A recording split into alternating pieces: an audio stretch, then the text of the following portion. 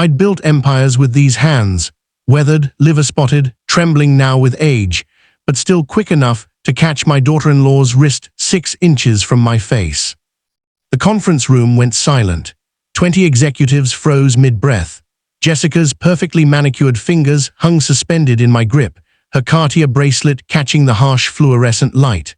Her eyes, those calculating green eyes that had fooled my son for 5 years, widened with something between shock and fury.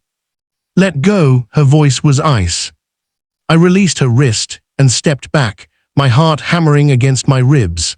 At 73, I hadn't expected to use the reflexes I'd honed in the army 50 years ago, but muscle memory, it seems, doesn't retire. "Meeting adjourned," I said quietly, never breaking eye contact with Jessica. The board members scattered like startled birds. Only Marcus Chen, my VP of operations and friend of 30 years, lingered near the door. He gave me a concerned look. I nodded once. He left. Jessica smoothed her designer suit, composing herself with the precision of someone who'd practiced controlling her emotions for profit. "You had no right to vote against the merger, Richard. I've worked 2 years on this deal. The Hendrick merger would have gutted our manufacturing division. 3,000 jobs, Jessica, 3,000 families." She laughed, a sound like crystal breaking. "Families? You mean dead weight? We're in business, not charity." This wasn't the woman who'd married my son Daniel, or maybe it was, and I'd been too desperate for Daniel's happiness to see it. His first wife, Emma, had died in childbirth along with their daughter. The grief nearly destroyed him. When Jessica appeared 2 years later, brilliant, ambitious, beautiful, Daniel came back to life. I'd been grateful. "Foolish. This company bears my father's name," I said. "Harrison Industrial. My father started with 6 men in a garage in 1952. Every person in our factories is someone's father, someone's mother." "Spare me the hallmark speech." Jessica's mask slipped, revealing the predator beneath. "You're a relic, Richard. You should have retired years ago, but you couldn't let go, could you? Couldn't trust Daniel to run the company without your shadow looming over everything." The words landed like physical blows because they contained a grain of truth. I'd stayed on as chairman longer than I should have, watching Daniel struggle to lead while everyone still looked to me for final decisions. But I'd been trying to protect something I'd built with my own hands, my own sweat. "And from her." "I couldn't trust you," I corrected. "Daniel would have been fine, but you pushed him toward decisions that benefited your career, not the company, not him." Her smile turned venomous. "My career? I am Harrison Industrial's future. I've increased profits 43% in 3 years. I've brought us into the 21st century while you clung to your father's antiquated values. And yes, I've positioned myself perfectly, on the board, in the executive suite, in your son's bed. Every piece exactly where I need it." The casual cruelty with which she said it made my stomach turn. "Does Daniel know that's how you see him? As a chess piece?" "Daniel," she said, pulling out her phone, "sees what I want him to see. He loves me, trusts me.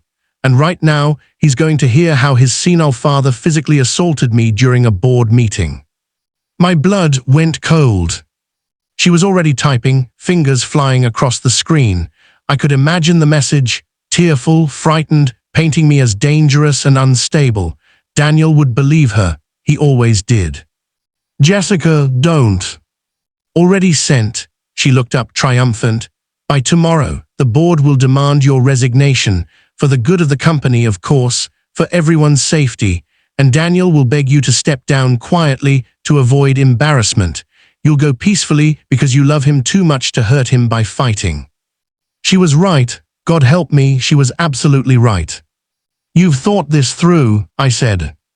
"I think everything through, Richard. That's why I win." She collected her portfolio, preparing to leave. "Don't feel too bad.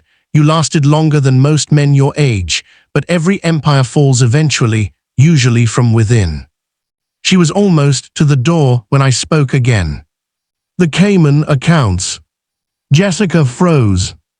"I'm sorry." Her voice remained steady, but I saw her shoulders tense. "The offshore accounts. The ones you've been funneling company money into for 18 months. the LLC in Delaware that exists solely to process fraudulent consulting fees. The kickbacks from the suppliers you switched us to, inferior materials at premium prices, with 30% coming back to you through your sister's company in Austin. I'd spent 3 months working with a forensic accountant, a silent investigation I'd shared with no one, not even Marcus, especially not Daniel. I'd wanted to be wrong. I'd prayed to be wrong. I wasn't wrong. Jessica turned slowly. Her face had gone pale beneath her foundation. You have no proof. I have all the proof. Bank statements, wire transfers, emails you thought you deleted. Your sister was sloppy, she kept records. So did the suppliers, once we offered them immunity in exchange for cooperation. I pulled a flash drive from my pocket. Everything's here, and copies with my attorney, the SEC, and the FBI. You're bluffing. Am I? I sat down heavily, suddenly exhausted. The Hendrick merger, you stood to make $11 million from it personally. Through stock options, they promised you and a position on their board. That's why you pushed so hard. That's why you needed me out of the way. Jessica's composure cracked completely. Daniel will never believe you. He'll choose me. Maybe, I admitted, probably, but the FBI won't care who he believes. Neither will the SEC. You've embezzled nearly $4 million from this company. You've committed securities fraud, wire fraud, and tax evasion. You're looking at 20 years minimum. She stood there, calculating. I could see her brilliant mind racing through scenarios, looking for the exit, the leverage, the play that would save her. Unless, I continued, you walk away. Now, today, you resign from the board, citing personal reasons. You tell Daniel you've realized the marriage isn't working, make up whatever story you want, but you leave him with some dignity. You return every penny you've stolen within 90 days, and you disappear from our lives forever. And if I don't, then I release everything tomorrow morning. Your career doesn't just collapse, it explodes. You'll be lucky to get a job managing a Dairy Queen by the time you're out of prison. Jessica's hands trembled. For the first time since I'd known her, she looked genuinely afraid. Why give me this choice? Because Daniel loves you. Because watching you be dragged out in handcuffs would destroy him. He's lost enough. I stood, feeling every one of my 73 years. You get to leave with some shred of dignity, and he gets to heal without trauma. That's the only mercy you're getting from me. She was quiet for a long moment, then slowly she nodded. I need time.